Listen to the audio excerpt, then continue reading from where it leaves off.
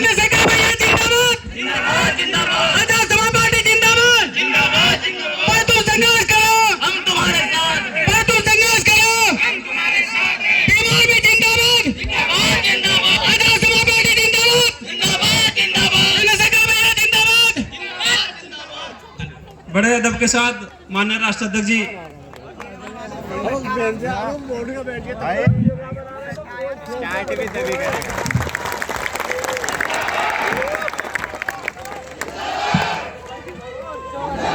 जय भीम। बस ये बताओ, आवाज इसमें साफ आ रही है, इसमें साफ आ रही है? बताओ इसमें साफ आ रही है, वो बताओ। इसमें साफ है आवाज? ये बोल के दिखाएं या इसमें साफ है? इसका वो कम करो, इको थोड़ी सी। कौन चला रहा है? बेस बढ़ाओ, बेस।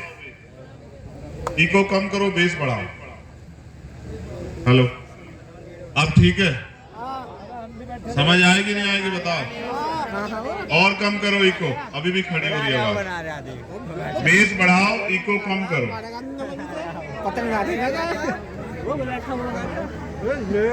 हेलो, जय भीम।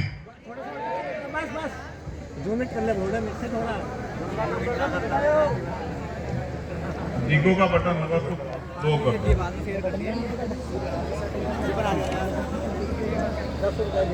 चलो ठीक है।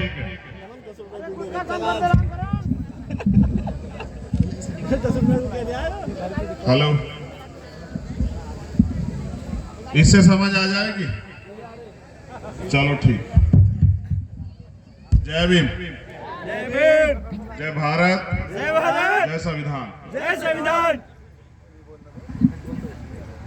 शाहपुर का ये ऐतिहासिक गांव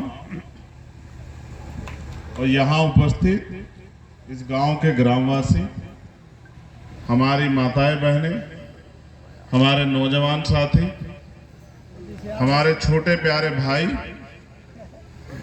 हमारे सम्मानित बुजुर्ग, इस मंच पर उपस्थित हमारे सभी सम्मानित नेता, हमारे दोनों जिलाध्यक्ष, मंडल अध्यक्ष जी, विधानसभा अध्यक्ष, और आज के जो आयोजक हैं, मैं उनका धन्यवाद देता हूं कि उन्होंने मुझे इस गांव में आने का अवसर दिया। जैसा ओमपाल जी ने बताया कि ये गांव और इसका इतिहास ऐतिहासिक है। उन्होंने बाबूजी रामदयाल जी के बारे में बताया कि बाबूजी यहां से निर्विरोध एमपी बने। वो ऐतिहासिक बात है, मुझे भी नहीं पता था, यहीं आके पता लगी।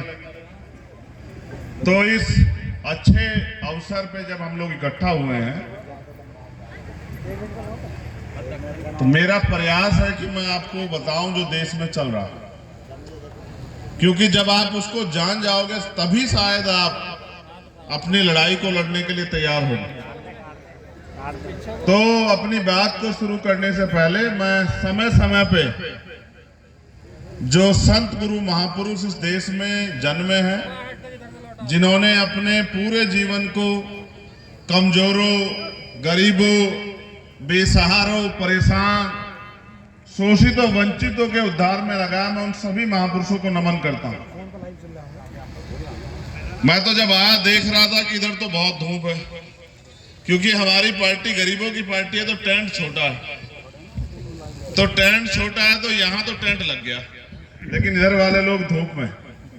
कोई बात नहीं, मैं उनके हिम्मत की दाद देता हूं कि वो इस धूप में भी डटे हुए। बहुत बहुत धन्यवाद।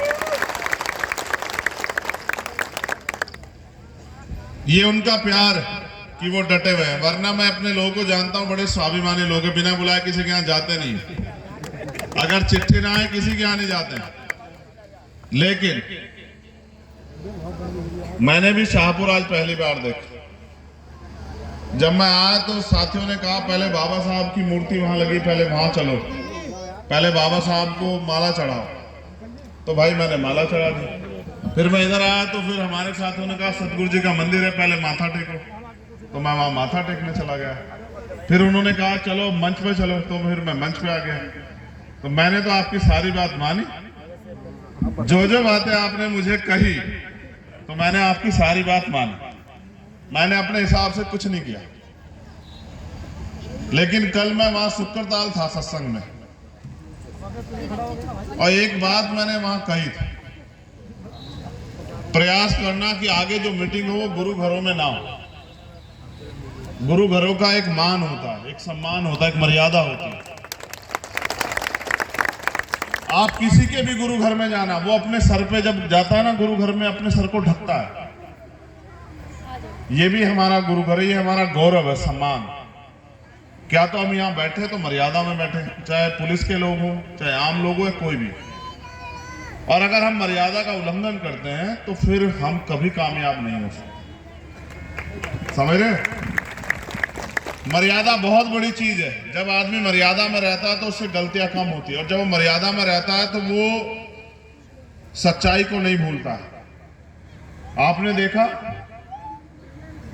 हमारे लोगों में को सुधार करना चाहिए। मैं पहले एक सामाजिक जानकारी आपको देना चाहता हूं, क्योंकि मेरा उदय ही सामाजिक आंदोलन के खिलाफ, सामाजिक आंदोलन को चलाते हुए और अन्याय के खिलाफ लड़ते हुए हुआ। आप मुझे लड़ने वाले बात जानते हैं।